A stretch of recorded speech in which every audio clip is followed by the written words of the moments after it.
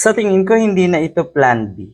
Sa tingin ko, sabihin na natin, plan D na ito, plan E, A, B, C, D, E, baka plan F na nga ito eh. Ang dami na pong plano na itong mga ito at lahat ay palpak. Bakit ikamo? Wala namang kasing plano, maitim na balak, maitim na plano na nagtatagumpay.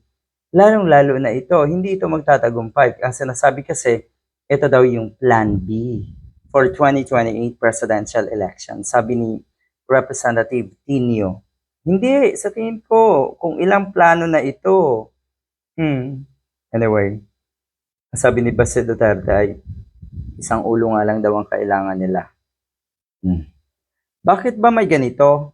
May ganitong pagtitipon, may ganitong coalition, at ngayon may gana kayong gumamit ng salitang good governance and accountability? Mga hinayupak na ito, nakakahiya. Buti hindi kayo pinangingilabutan. So, tignan natin. Etong sinasabing plan B. Bakit? Ramdam at alam nyo na wala ng pag-asa si Sara Duterte? Ramdam nyo na sigurado na mai-impeach etong si Sara Duterte? Yun ba yun?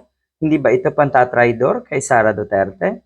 Kasi bumubuo na kayo ng ganitong klaseng coalition para sa 2028 at mukhang isinantabi nyo na talaga si Sara Duterte. Remember? Nagdeklara na po si Sara Duterte. So, tinatraidor nyo na si Sara Duterte. Ganyan naman sa sinasabi nyong united kayo or unity ninyo. Ganyan eh. Balahuraan, Batakan, Kagatan, at kung ano-ano pa.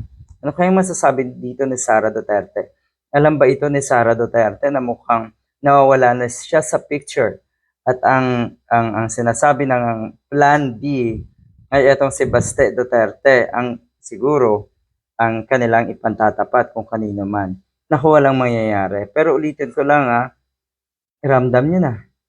Kaya meron na kayong mga ganitong klaseng plano. Ay nako, ang saklap. Sige, tuloy nyo yan. Kayo sigurado ang maglalaban at magbabatakan.